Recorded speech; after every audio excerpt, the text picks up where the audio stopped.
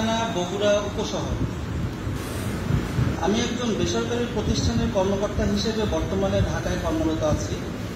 আজ আমার জীবনে ঘটে যাওয়া একটা হৃদয় বিদারক ও গুরুতর অন্যায়ের ঘটনা আপনাদের সামনে তুলে ধরতে এসেছি।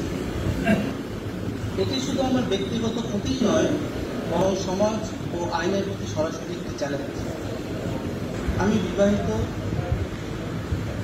আমার স্ত্রীর সাথে প্রেমের সম্পর্ক শুরু হয়েছিল 2012 সালে, যার নাম তানিয়া নাসরিন, ডাকনাম পিঙ্কি। বাবার বাড়ির ঠিকানা উপশহর, বাসা নম্বর 36 মেইন রোড এবং 11 নম্বর রোডের সংযোগে। সুদীর্ঘ 7 বছর সম্পর্কের পর 2019 সালের 24শে ফেব্রুয়ারি ইসলামী শরিয়া ও বাংলাদেশের প্রচলিত আইনের অধীনে বৈধভাবে আমরা বিবাহ বন্ধনে আবদ্ধ হই। এই বিবাহ এখনো বহাল আছে। আমি আমার স্ত্রী তানিয়া নাসরিন পিঙ্কিকে কোনো তালাক দেয়নি এবং সেও আমাকে তালাক দেয়নি। কিন্তু তার বাবা মোহাম্মদ আব্দুল গনি এবং মা মোসাম্মদ দিলরুবা বেগমের চাপ ও প্রভাবে আমার স্ত্রী গত 8ই আগস্ট 2025 শুক্রবারে, যখন আমি আমার কর্মসূত্রে ঢাকা অবস্থান করছিলাম, তখন অন্য একজন পুরুষ যার নাম কাউসার আহমেদ, তার সাথে আমাদের বিবাহ গোপন পূর্বক নিজেকে আবার অবিবাহিতা দেখি একটি নতুন এবং অবৈধ বিবাহ সম্পন্ন করেছে, যেখানে তার সাথে আমার সংসারের সময়কাল বর্তমানে প্রায় 7 বছর।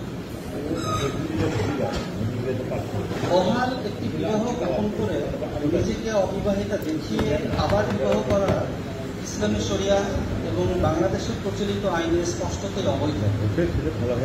এর সাথে সে যখন আমার বাসা থেকে এই অপরাধের উদ্দেশ্যে বের হয়, তখন আমার অজান্তে 2 লক্ষাধিক টাকা এবং 5 ভরি 2 আনা পরিমাণ স্বর্ণের গহনা আলমারি থেকে চুরি করে নিয়ে যায়। আইনের দৃষ্টিতে বাংলাদেশ দণ্ডবিধি ধারা 494 অনুযায়ী বৈধ বিবাহ বহাল থাকা অবস্থায় দ্বিতীয় বিবাহ করলে তার শাস্তিযোগ্য অপরাধ। বাংলাদেশ দণ্ডবিধি ধারা 109 অনুযায়ী অন্য কাউকে অপরাধ করতে প্ররোচনা বা সহায়তা করা আইনগত দণ্ডনীয় অপরাধ। বাংলাদেশ দণ্ডবিধি ধারা 380 অনুযায়ী গৃহচুরিও গুরুত্বপূর্ণ একটি অপরাধ। আমি ইতিমধ্যে এই ঘটনার বিরুদ্ধে মামলা দায়ের করেছি এবং আমার কাছে তার সকল প্রমাণ এবং নথি রয়েছে। মামলার কপি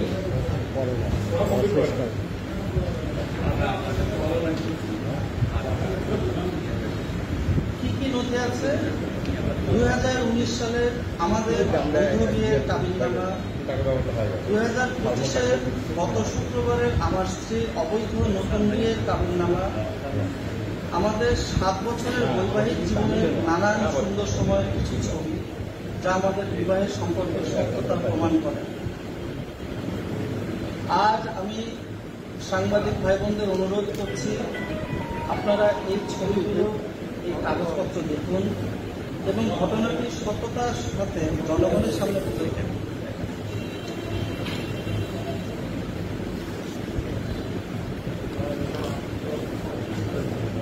আমার দাবি এবং আহ্বান, 1, আইন প্রয়োগকারী সংস্থার কাছে।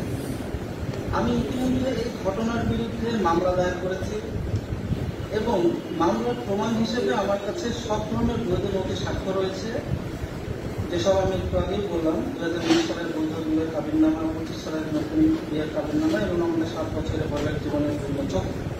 আমি অনুরোধ করছি, দোষীদের বিরুদ্ধে বাংলাদেশ দণ্ডবিধি ধারা 494, যেটা একটা বিগামী ধারা, ধারা 109 এবং ধারা 380 গৃহচুরি অনুযায়ী অবিলম্বে আইনগত ব্যবস্থা গ্রহণ করুন। মামলার তদন্ত যেন নিরপেক্ষভাবে এবং দ্রুত সম্পন্ন হয়। যেসব ব্যক্তি এই অবৈধ বিবাহ এবং চুরি সংগঠিত ও সহায়তা করেছে, তাদের আইনের আওতায় এনে দৃষ্টান্তমূলক শাস্তি প্রদান করুন। আমার চুরি যাওয়া 2 লক্ষ টাকা এবং 5 ভরি স্বর্ণালঙ্কার উদ্ধারের জন্য দ্রুত পদক্ষেপ গ্রহণ করুন এবং তা আমার নিকট ফেরত দিন। সমাজের কাছে এই ঘটনা শুধু আমার জীবনের নয়, বরং আমাদের সমাজের জন্য একটি সতর্কবার্তা।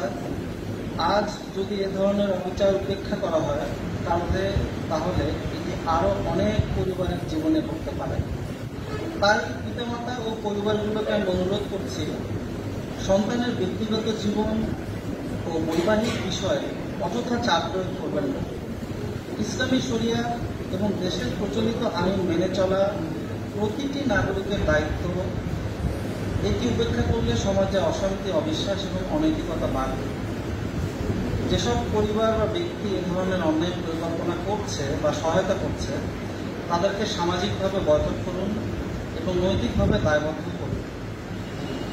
মিডিয়ার কাছে, মিডিয়া সমাজের বিবেক, সত্য ও ন্যায়ের পক্ষে আপনারা সবসময় ভূমিকা রেখে চলেছেন। আমি আপনাদের প্রতি অনুরোধ করছি, আমার হাতে থাকা সমস্ত প্রমাণ জনগণের সামনে দয়া করে তুলে ধরুন, যাতে ঘটনাটি বিকৃত না হয় এবং সত্যটি সবার সামনে পৌঁছায়। এই অবৈধ বিবাহ ও চুরির ঘটনাকে একটি উদাহরণ হিসেবে তুলে ধরে জনগণকে সচেতন করুন, যাতে ভবিষ্যতে আর কেউ এই ধরনের অপরাধ করার সাহস না পায়। আইন প্রয়োগকারী সংস্থাগুলোকে তাদের দায়িত্ব পালনে আরও সক্রিয় করতে গণমাধ্যমের চাপ আপনারা বজায় রাখুন।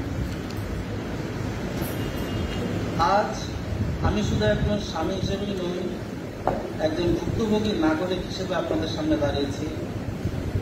2012 সালে শুরু হওয়া ভালোবাসা, 2019 সালের পবিত্র বিবাহ এবং পরবর্তীতে 7 বছরের বৈবাহিক জীবনের স্মৃতি সব মিলিয়ে 14 বছরের সবকিছুই আজ এক অবৈধ, অনৈতিক এবং অন্যায়ের কাছে প্রায় ধ্বংসের মুখে। আমি হারিয়েছি আমার জীবনসঙ্গী, আমার ঘরের শান্তি, আমার সম্পদ, কিন্তু আমি হারাইনি আমার ন্যায় বিচারের আশা। আমি জানি যদি আমরা সবাই মিলে এই ধরনের অপরাধের বিরুদ্ধে দাঁড়াই তাহলে সমাজের সত্য ও ন্যায়ের জয় হবেই।